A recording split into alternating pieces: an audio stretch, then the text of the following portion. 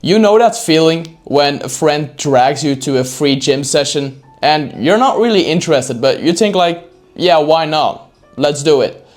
And all of a sudden, you're thinking about buying a membership yourself. Sound familiar? Well, that's exactly what the effect of a webinar can have on your prospects if done in the right way.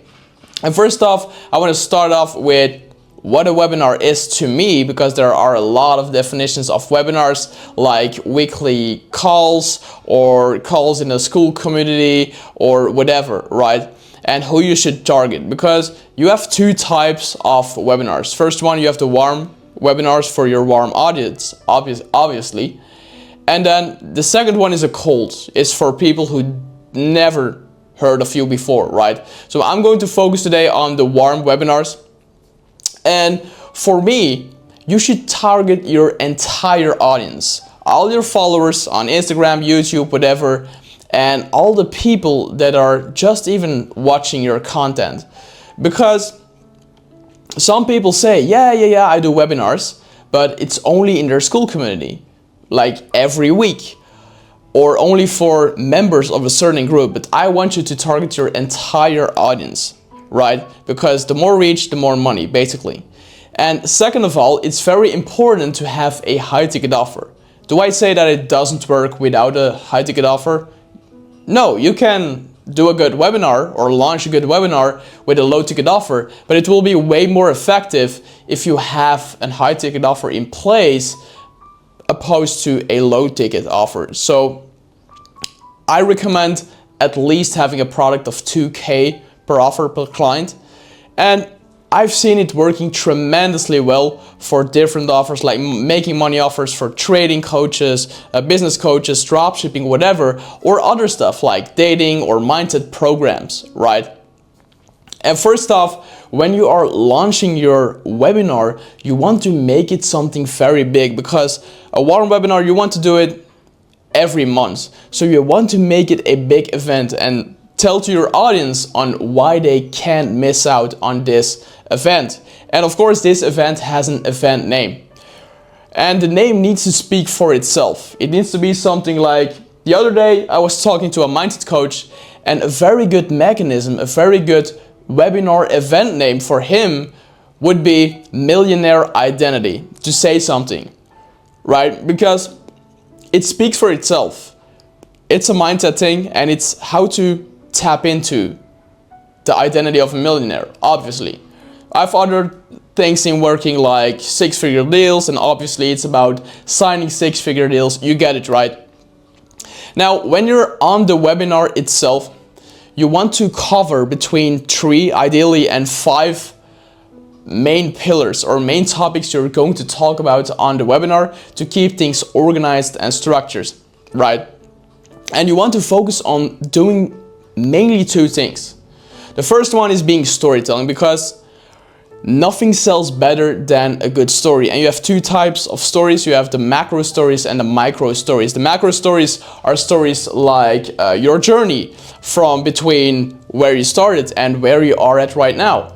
And also something that you want to do on every webinar is to create an entire scenario, another macro story on why your method works so well in this day and age, so that you aren't just saying, the one who sells a product, that it's good, but why there is an event happening that your method fits so well into it, right? And then the micro stories is just between every topic, between every point you want to make, that you tell stories, because it's far more engaging to listen to stories than to just say technical stuff and whatever.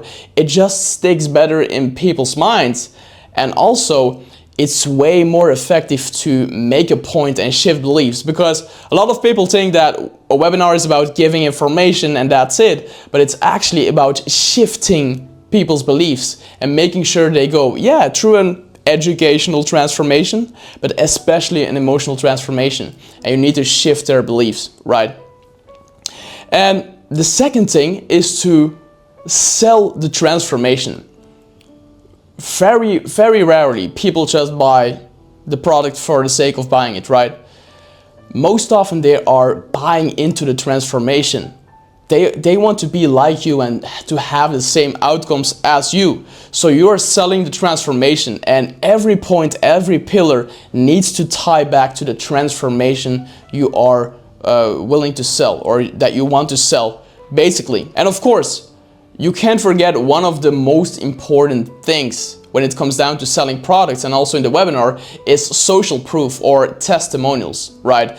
And I see a lot of people, I don't want to say it's wrong, but it's not right either. A lot of people, when they are doing a webinar, they have a specific testimonial section, mostly earlier on in the webinar, to show that they are capable and what happens if you work with them, yada yada yada.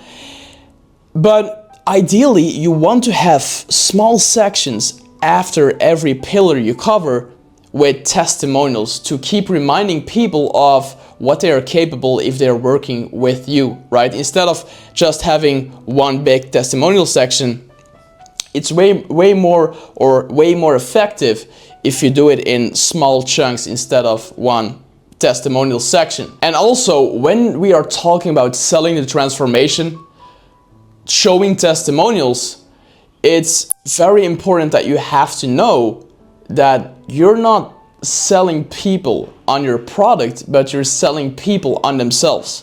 They themselves need to realize, or they themselves need to believe that they can do what your testimonials can do. And then they're basically sold on your product, right? And also, very important, I see time and time again, people have their slides prepared, and which is good, you should have a PowerPoint presentation. But what they do is just, they barely tell stories, and they just yap. And it's basically all technical stuff. It's not even engaging to listen to.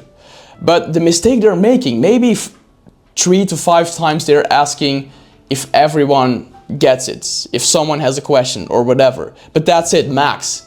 What you want to do, you want not to focus on talking to your audience, you want to talk with your audience. All the people in the webinar, they need to have this idea, this feeling that you're literally talking with them instead of to them. Because that's very important in order to launch a successful webinar. And of course, at the end, one of the most important, if not the most important thing, is a very good pitch. And here is where I see it go wrong, because 95% of the webinars, they have their slides, they tell some stories, they are yapping for like 2 hours, and then at the end they just have a slide with, hey, here's my booking link, book a call. Maybe they do like a 5-minute Q&A, and then they hop off. No, that's completely wrong, right? What you want to do, what I tell my clients as well, I want them to pitch at least 15 minutes. And a lot of people are kind of afraid to pitch, to not be too salesy, etc. But especially when you're selling to the general public, you want to pitch for a longer time, because they need time to think about it, to comprehend what you said on the webinar, and they almost need that assurance where you handle all the objections and handle Q&As, right? Or just answer questions before they are willing to take the action. So you want to pitch for at least 15 minutes straight on the webinar, and you can even pitch for half an hour, 90 minutes, or even more. There is no rule when it comes down to pitching, but you want to pitch for a longer time in order to people to make sure that they take action. Because if you just have a booking link and then a 5-minute Q&A, it's very easy to say, well, let's not do it, instead of just handling the objections, answering questions. And then they will be far more likely to book a call with you or take the step that you want them to take. Now, on that note, I built these systems for my own coaching clients as well. So if you want to have a webinar funnel tailored to you, implemented in your business, done for you, then just hit me up on Instagram. Link will be in the description and we can talk there. Now, what I want to add to this is the webinar itself is not all the work, right?